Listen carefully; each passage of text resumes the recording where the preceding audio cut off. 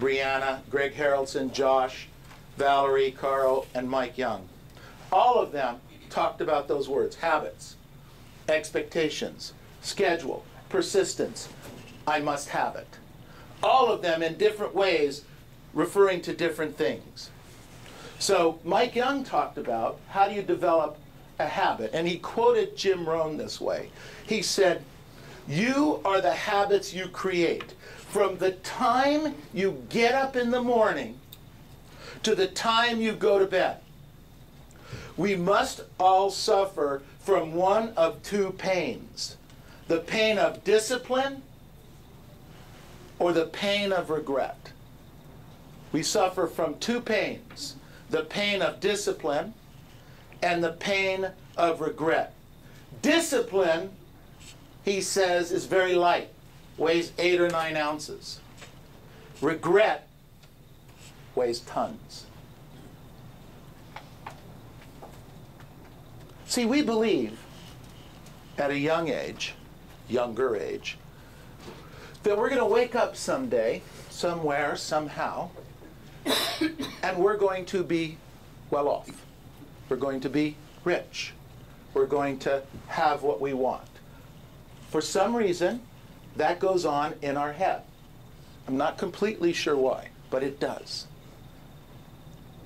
And sometimes, some of us do what we're supposed to do some of the time, some of the activities, and we end up okay. And some of us find out in our 50s and 60s and our 70s that we're still scrambling, that that day never came. And the truth is, it had to come, if you wanted it, way back here from the point of discipline, from systems, from schedules. I wrote down here, to achieve at a high level, you have to either be disgusted by your behavior or inspired by it.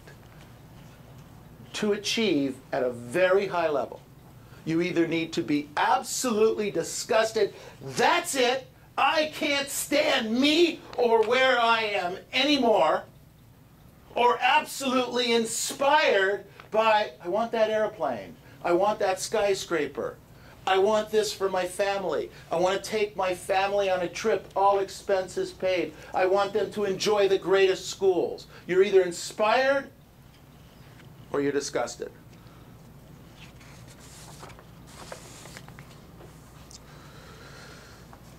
Josh Barker starts his day the night before. He talks about scheduling. It's funny. I've heard that someplace before.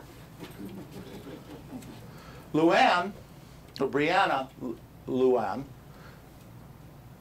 says the scripts, and the scripts are where it is for her, and it was the discipline of learning the scripts that was an absolute. Those of you that heard the gentleman from Italy talk about learning the scripts and dialogues, and he talked about just putting himself away for a week, or maybe it was one of the other people, but he spent an entire, that was the other guy on the panel, excuse me. He just spent a week learning the scripts and dialogues, 1 week.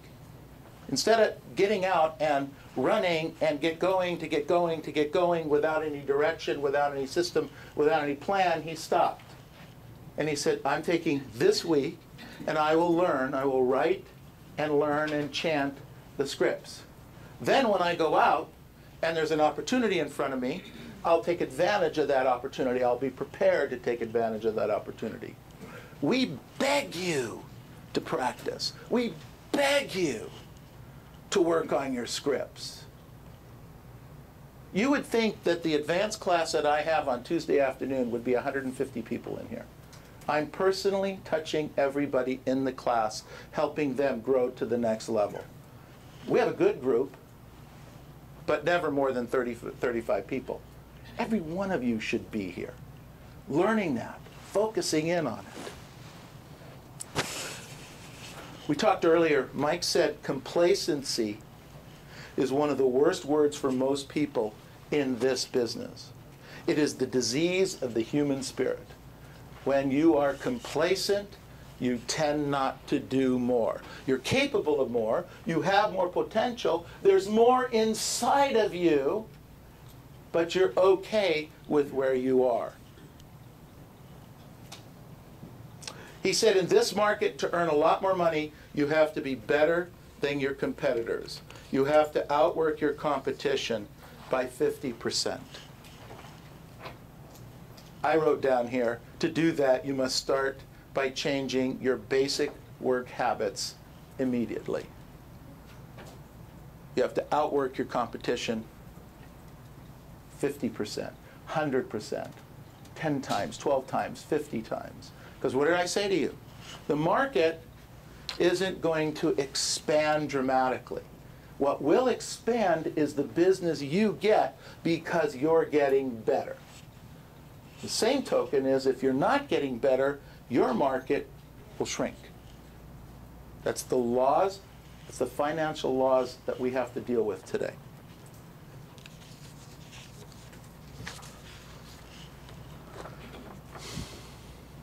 Matt Ferry said, why don't we do what we're supposed to do? Why don't we do what we're supposed to do? Now, I don't know if some of you know this or not, but Matt left and went on his own for a year or two. And he talks about this publicly. And he left the structure of the Mike Ferry system. And during that time, that was not one of his most productive, profitable times. It was emotionally good for him. He liked it. He liked the freedom, but he wasn't making the money, and he wasn't holding on to the money. When he went back and talked to his dad about it and got back in under the roof, so to speak, of the umbrella of the Mike Ferry organization, and the structure changed, everything changed for Matt, and he's coming out of it with a roaring out of it. He said the glue that holds the Mike Ferry system together is structure. The glue that holds the system together is structure. Now, if you don't like the name Mike Ferry, that's fine. Throw it away, okay? But I'm here to tell you that 80 to 90% of where I am in life is because of that guy, and you could do a lot worse following his financial suggestions and recommendations in life. Here's an idea. You've done it your way for however long you've done it, and it got you to where you are. If you're okay with that, don't change. If you're not, buy into it a little bit. What the heck? It's not going to be worse, and it could possibly be better. Structure, he said, is a combination of accountability, systems, processes, tracking, monitoring, procedures, and there's that word again, discipline. Structure is a combination of accountability, systems, processes, tracking, monitoring, procedures, and discipline.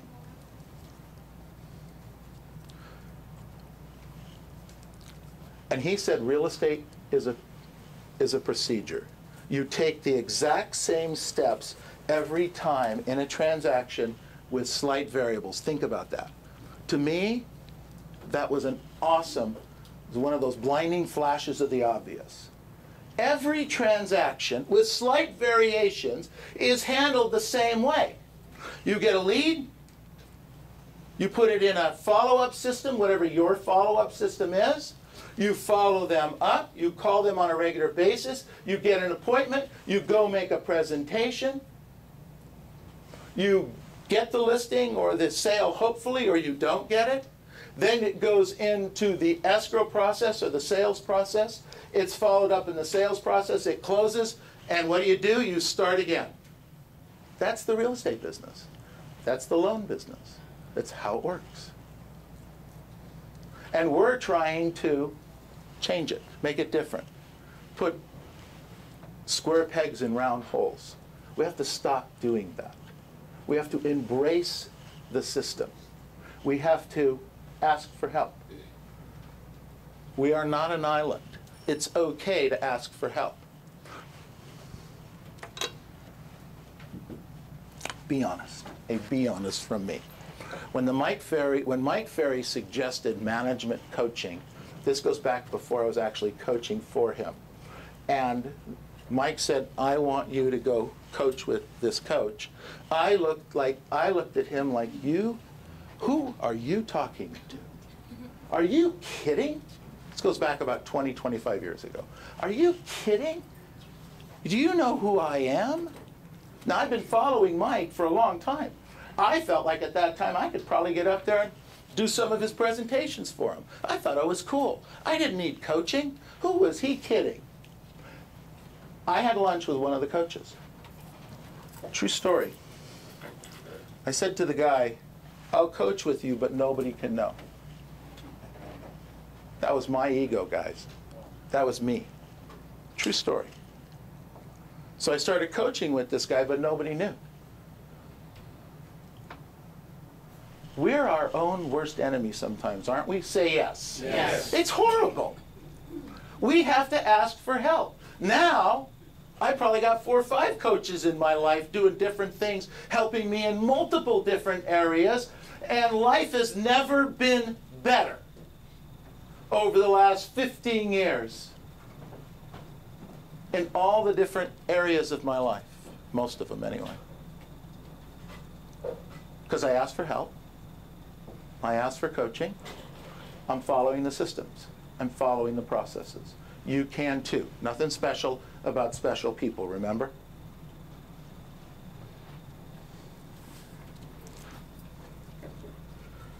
Freedom is created by discipline, he said. Freedom is created by discipline.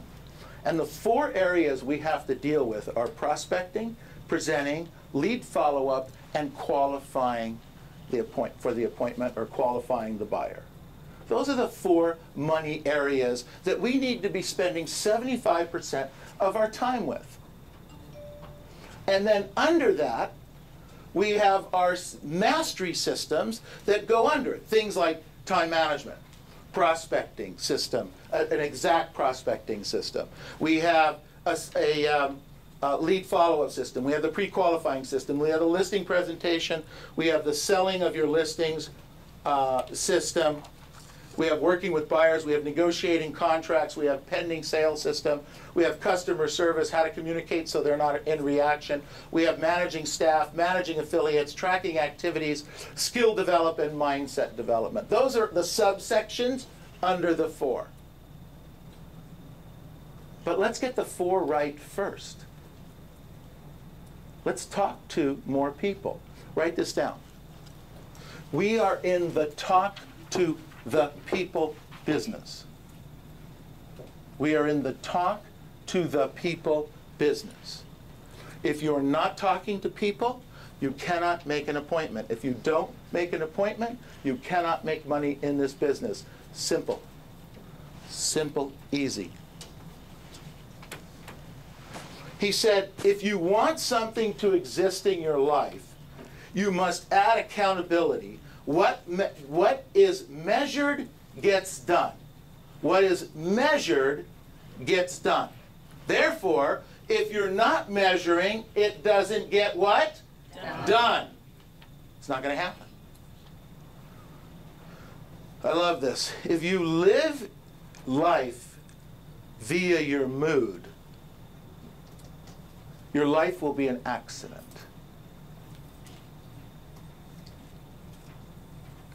If you live life by your moods, I feel like doing it, and I don't feel like doing it. I'm happy, so therefore I do. I'm unhappy, so therefore I don't.